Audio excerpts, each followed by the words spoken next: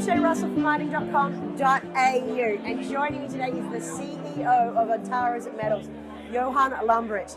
Johan, it's a pleasure to see you again. How are you? Thank you, Shae. Thanks for having me. Now, surprise once again delivers more surprises. Let's talk about the news that dropped earlier in the week, 21st of July. Yep. Assay results are in from your surprise project up in Queensland. Yep. Can you run me through some of the numbers here? Yeah, we had released before the fact that we'd identified an extensional target to Surprise, only 200 metres north of the mine, and it's got a footprint at surface with artisanal workings, and the assay result was 3 metres at 1.5% copper about, and it shows that we've got copper there.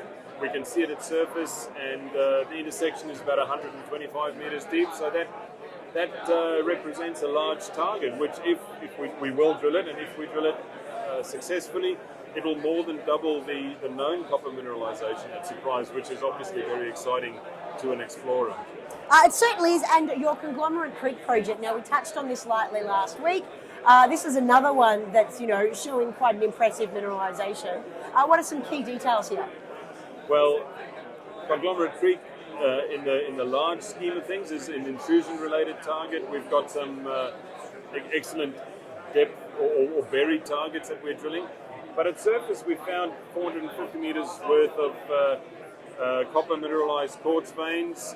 We've got some samples in at the assay lab, and it really looks like a larger system than we initially thought. The best part about the copper mineralisation in the quartz veins is that they are sort of proof in the pudding, showing that there is actual copper mineralisation in the fluids that are making it all the way to surface, which strengthens our view that the intrusions themselves should be mineralised as well, and we will be drilling that, but it'll be a little bit later in the year.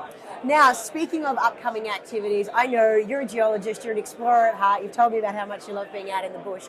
What sort of other field work have you got planned this year? Because you've got a couple of projects in Queensland to go out and get the boots dusty. Yeah, so we are doing quite a bit of work in uranium right now. Geo's in the field, so there'll be news flow on that. Plus, it's 2,000 square kilometres that we hold north of Mount Isa, so we have been exploring other prospects, and we continue to do that.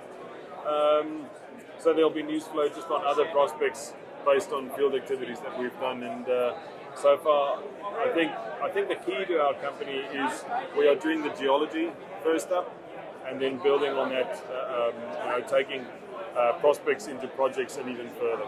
Just to sort of really drill down on that point, pardon the pun, this is really your first pass in a lot of these projects, isn't it? Yeah, well done. It's your first field season. It is. It's our first season, and as a result, we need to. There are the sort of low-hanging fruits, the prospects that were known to us when the projects were acquired, and of course they saw the first activities. But we are aware that we need to also identify more, and we've been going through historic data, and we've been spending quite a lot of time in the field trying to identify more of these and to work them up and rank them, so that depending on how they're ranked, they might even surpass and replace ones that originally we thought were where we're going to focus. So yeah, first season, we are building momentum, and so far we've been very successful in what we've done.